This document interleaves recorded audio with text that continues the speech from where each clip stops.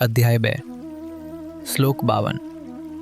જ્યારે તમારી બુદ્ધિ તમે જે પણ સાંભળ્યું હોય તેના લીધે મૂંઝવણમાં હોવા પછી પણ ભ્રમના દલદલથી આગળ વધશે અને તમારા દૈવી અસ્તિત્વમાં સ્થાપિત રહેશે, ત્યારે તમને સાચું આત્મજ્ઞાન થયું છે એમ માનજો.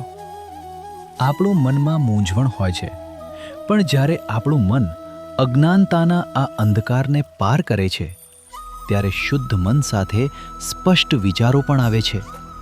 અને એવું મન વ્યક્તિને ભ્રમના સમુદ્રને પાર કરવામાં મદદ કરે છે. અને જ્યારે આપણે આ અનુભવીશું, ત્યારે આપણને સાંભળેલી અને સાંભળવામાં ન આવેલી બાબતો પ્રત્યે સંપૂર્ણ વૈરાગ્ય મળશે. એટલે હાલમાં મન સતત ટમટમતું રહે છે. હું આ સાંભળવા માંગુ છું, હું આ જાણવા માંગુ છું. આનો અંત આવશે અને મનમાં સ્થિરતા આવશે.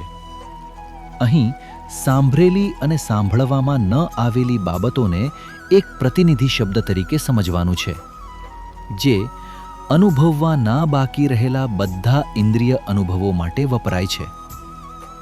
એકવાર આપણી બુદ્ધિ કર્મયોગ દ્વારા શુદ્ધ થઈ જાય છે, અને જ્યારે આપણે આપણા દૈવી અસ્તિત્વ એટલે આત્માના સ્વભાવને સમજીએ છીએ, ત્યારે તે સમયે બુદ્ધિ વાસ્તવિક અને અવાસ્તવિક, આત્મા અને પ્રકૃતિ, અસ્તિત્વ અને બનાવટ વચ્ચે ભેદ પાડી શકે છે.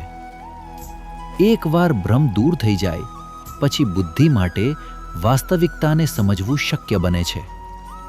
આવી બુદ્ધિથી વ્યક્તિ ભૂતકાળમાં રહેલા ઇન્દ્રિય આનંદની સ્મૃતિને દૂર પણ નથી કરતો, અને એ પણ યાદ રાખતો નથી કે ભવિષ્યમાં આ ઇન્દ્રિય વિષયોની દુનિયામાં તેને હજુ વધુ આનંદનો અનુભવ કરવાનો બાકી છે.